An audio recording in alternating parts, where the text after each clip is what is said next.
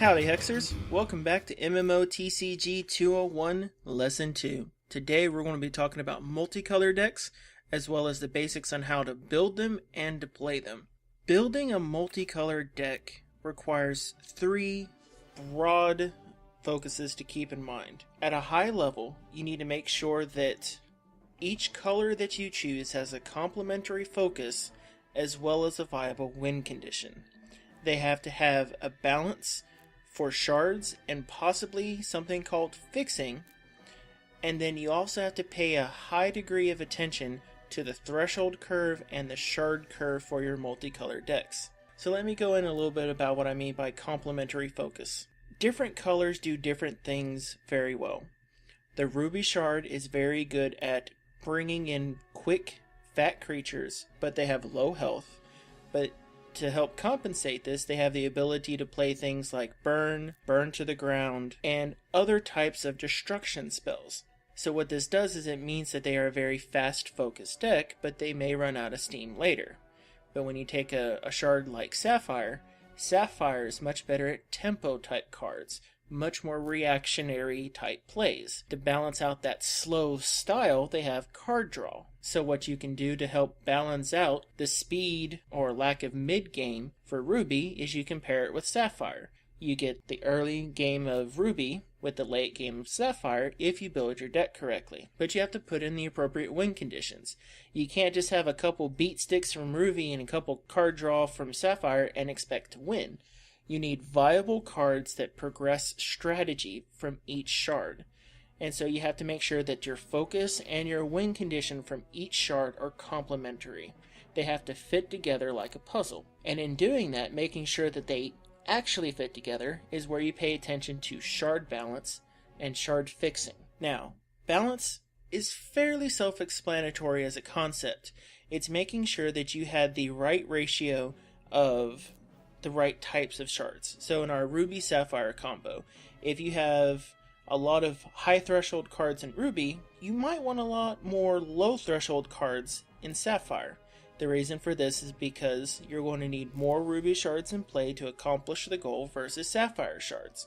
You will find yourself in an unplayable state if you have more Sapphire than Ruby shards in some cases. And it all depends on what you focused on. Many times for multicolor decks, you will not have more than 2 threshold costs on a card, at most a 3 threshold cost. And the reason for this is because you have to have the right ratios, and many times a game will not go above 5 or 6 resources.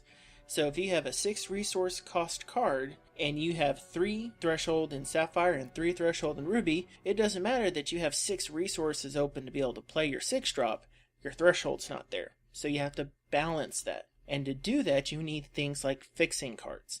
The 2 best fixing cards in the game at the moment are Shards of Fate and Adaptable Infusion Device. We don't have these yet in the alpha, but they will be coming in once that they've been tested out and introduced. And this will make balancing those shards easier. For those unfamiliar, Shards of Fate is a special resource that you can include up to 4 of in your deck.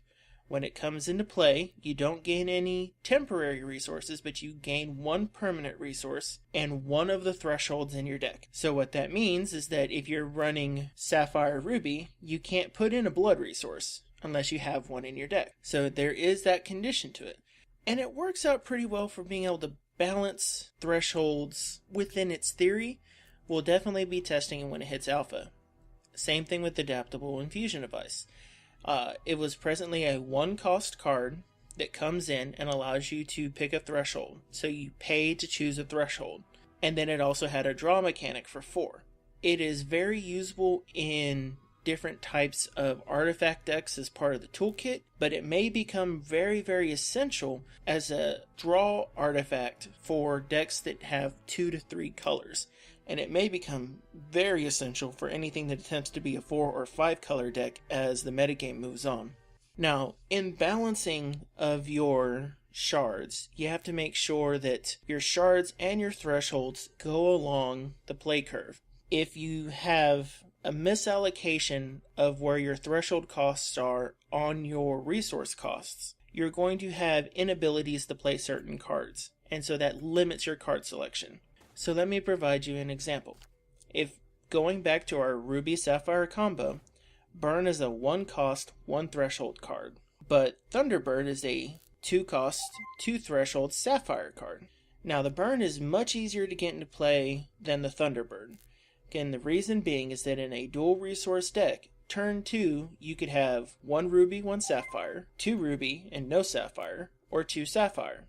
Now, the Burn is playable in 2 of those 3 cases, but the Bird is not playable except for 1 case. And so that means that you have a much better chance of being able to play the Burn than you are to be able to play the Thunderbird. And this gets exponentially harder for each resource cost that you have in a deck. So if you have a 2 cost, 2 threshold, it's harder than a 1 threshold, 2 cost. If you have a 3 cost, 3 threshold card, it is much harder than a 2 threshold or a 1 threshold to get them into play appropriately. And this is where you have to make sure that you follow a long curve. You want your 1 drops to keep the 1 threshold, your 2 drops preferably 1 threshold, and your 3 drops you probably don't want to go above 2 threshold, because being able to get those balances into play and not have a dead card in your hand gets harder and harder as the threshold and resource ratio goes up. So if your threshold and resources divided by each other, so your resources divided by your threshold, is equal to 1, then you have to be very, very careful beyond slot 1. So a 4 slot, 4 threshold card does not belong in a multicolor deck. It belongs in a monocolor deck. Because in a monocolor deck, you just playing the same resource over and over again, and so you can bring it out turn 4. But in a multi-shard deck, you are not going to have that option the majority of the time. And this flows very much into how do you really begin the basics of playing a dual color deck. So the first thing you have to realize is you can't be afraid to mulligan at the start of a game. You have to very much be used to knowing what your deck will likely give you versus what you start with in your hand, and that's really the art of the mulligan. We have a couple links in the description that will explain this out more thoroughly than we have time for here, but what I want to leave you with is don't be afraid to mulligan, and it's okay to do so. Sometimes it's fine to drop down to 5 cards if you get the better start. Don't recommend running below 5 cards. It's very difficult to come back from a 4 card start. But if your first draw is horrible and your second draw is even worse, don't be afraid to go for the 3rd mulligan. The other thing is you have to balance how you play your threshold. And this really harkens back to the order of play. So let's go take a look back at our Burn and Thunderbird scenario. Now, if in our opening hand we have 2 Sapphire resources, a Ruby resource, a Burn, and a Thunderbird, we have to ask ourselves, what is the best order of play for the situation? If I want to be able to destroy their creature early on, I need to play my Ruby resource and then have my Burn available. But that means my Thunderbird does not come into play till turn 3. But if I realize that I need a creature on the board and I can start swinging and getting that Thunderbird up to a massive amount of rage, then I want to drop the 2 Sapphire resources turn 1 and turn 2 so that I can have a turn 2 Thunderbird. That means turn 3 I'm not responding with any Burn ability. But if I expect them to have a slow start, that's okay. And so you have to be able to balance your expectations to your playability no matter what your draws are. And this makes multicolor decks significantly more difficult to master, but they're also really fun to play. Now the other thing you have to understand is you have to know when to be able to push on your opponent and when you need to stall your opponent.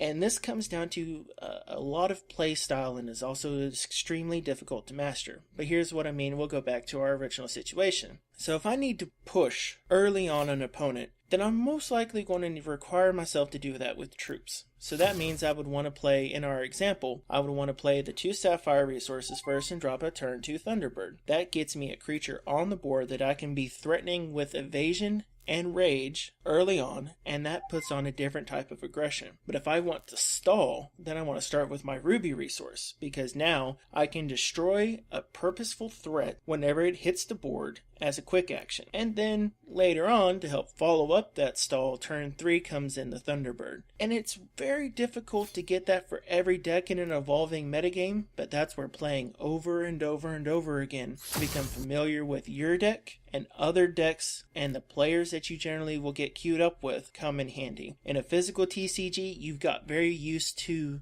your card store, and who you got to play with, how they like to play, what type of decks they like to play. That handicap does not exist in Hex because you have a random matchmaking feature. You have an AI, which is like kicking a puppy at this point in time. And then you have players from all over the world. So you don't have a card store to lean on for easy games outside of the AI. But once you start mastering that courage to go step up and really deal with the challenges that international players can bring, you get much better as a player. I want to thank everyone for listening to today's lesson. Our next lesson, we're going to be covering formats. We're going to cover the basic breakdown of the formats, the known formats that we will be expecting in Hex, and then a little talk on some of the proposed formats there will be. We have links in the description to give a lot more information about how to mulligan, and a couple links in the description about dealing with multicolor decks. This is a very deep subject. It is a very complex subject. I recommend you go do some reading on it, and it will make your deck building much easier once you get into the alpha. Now, if you enjoyed this lesson, be sure to hit that like and subscribe button, and share it if you want to help get your friends into learning more about Hex so that they can shake the noob out a little bit. Now, as always, I'm Mokog, and this is Hex Site.